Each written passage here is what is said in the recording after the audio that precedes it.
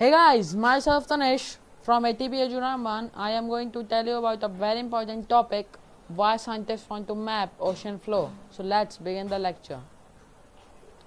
BBC News का एक article है 1/5 of the Earth ocean flow is now mapped.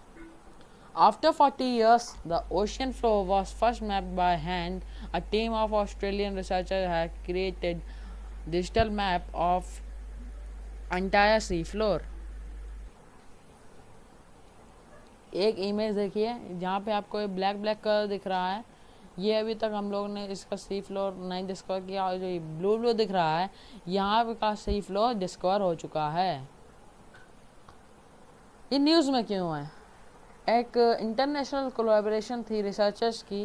उन्होंने कहा 21 जून को डैट उन्होंने कंप्लीट कर लिया 1/5 of the world ocean floor की मैपिंग करना।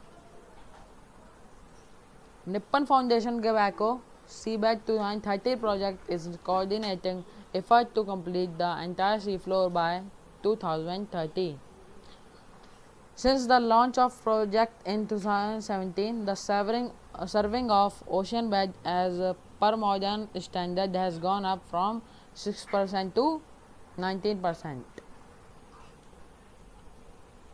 जो ओशियन है वो कवर करता है 70% ऑफ अर्थ, और ओशियन हमें प्रोवाइड करते हैं मोर देन हाफ ऑक्सीजन जो कि हम लोग ब्रीथ करते हैं।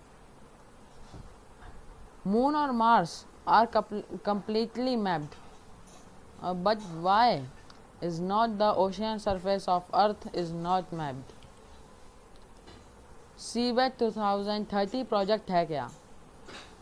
ये ग्लोबल इनिशिएटिव है रिसर्चर्स के बीच में between Japan non profit Nippon Foundation and the General Mathematic Chart of Ocean GAVACO.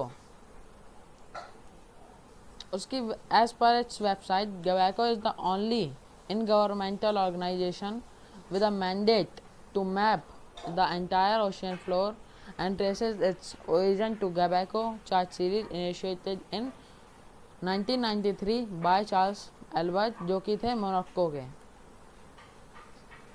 Bathymetry होती क्या है? The measurement of shape and depth of ocean floor is known as bathymetry. ये एक instrument होता है जिससे हम लोग ये पता लगा पाते हैं कि नेचुरल फिनोमेना के बारे में, including ocean circulation, tides and biological hotspot. It also provide की इनपुट फॉर नेविगेशन के लिए, फॉरकास्टिंग, सुनामी के लिए exploration for oil and gas project, building offshore wind turbines, और फिशिंग रिसोर्सेज के लिए भी हम लोग इसे यूज़ करते हैं। और बायोडाइवर्सिटी के लिए भी बहुत इम्पोर्टेंट है। They are also important for fishers management and conservation because it is around the under water mountains that wild life tend to congregate. Each seamount is a biodiversity hotspot. तो seamount होता क्या है? A seamount is a large geological landform that rises from the ocean floor but does not reach to the water surface and thus is not an island.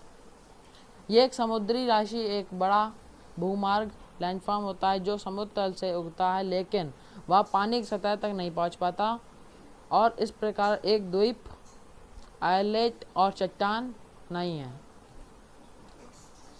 कुछ other point देख लेते हैं, कुछ अलग point. The past satellite and planes carrying altimeter were used to provide large सीवेट्स for data about sea floor.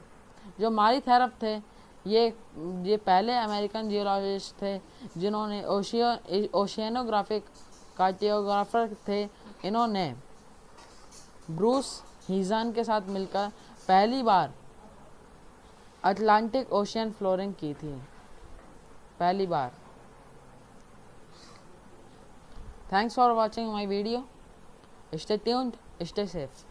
Thank you. Tell me pretty lies, look me in the face, tell me that you love me.